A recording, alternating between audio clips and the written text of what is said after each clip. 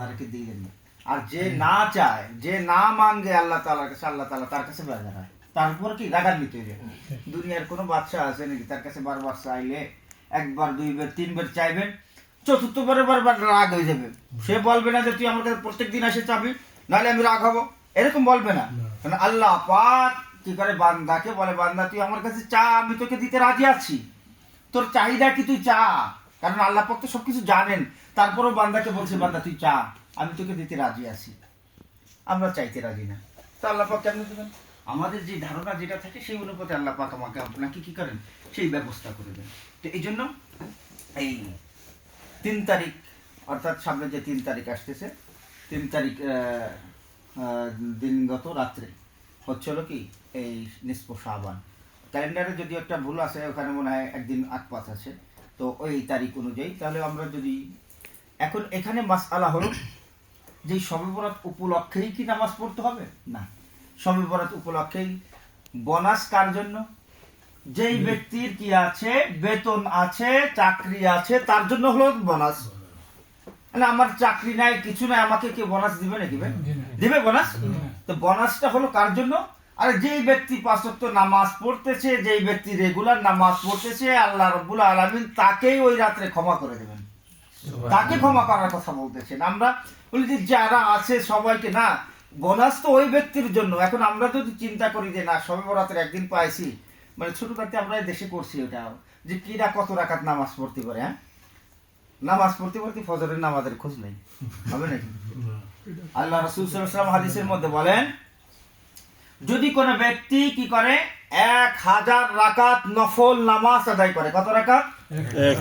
1000 রাকাত নফল নামাজ রাতের বেলায় আদায় করছে, 1 রাকাত সুন্নাতের সমান, 1 রাকাত সুন্নাতের যে ফজিলত তার বরাবর হবে না।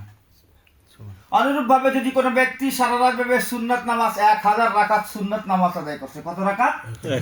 1000 রাকাত সুন্নাত নামাজ আদায় করছে, 1 রাকাত ওয়াজিব নামাজের বরাবর হবে না। ওরকম ভাবে 1000 রাকাত যদি ওয়াজিব নামাজ আদায় করা হয়, 1000 রাকাত ওয়াজিব নামাজ আদায় করলে 1 রাকাত ফরজ নামাজের সমান সমতুল্য হবে না। তো আমরা বেতের নামাজ মানে কি নফল নামাজ আদায় করতে করতে ফজরের 2 রাকাত ফরজ নামাজ জামাতের সহিত পড়তে পারি না। এমনকি দেখা যায় ঘুমতে উঠতে উঠতে 6টা বেজে গেছে, 7টা বেজে গেছে, 8টাও বেজে যায়। হ্যাঁ, তাহলে ফায়দাটা হলো কি? ফায়দাটা হলো কি যে আমাকে আগে ফরজ যেটা আছে, 5 ওয়াক্ত নামাজ যে ফরজটা আছে, এই ফরজটা আমাকে আদায় করতে হবে। 5 ওয়াক্ত নামাজ ফরজ যেটা আল্লাহ পাক আমার আপনার পর ফরজ করে দিয়েছেন, এই ফরজ নামাজটাকে আগে আদায় করার পরে তারপরে যাই আমি সময় পেলে কি করব, নফলগুলো আদায় করব। বাকি ফরজের সঙ্গে সঙ্গে যে সুন্নাতগুলো আছে এটাকে আমাকে আপনাকে আদায় করতে হবে, ওয়াজিব যেগুলো আছে এগুলোকে আদায় করতে হবে। এখন নফলগুলো কেন পড়ব?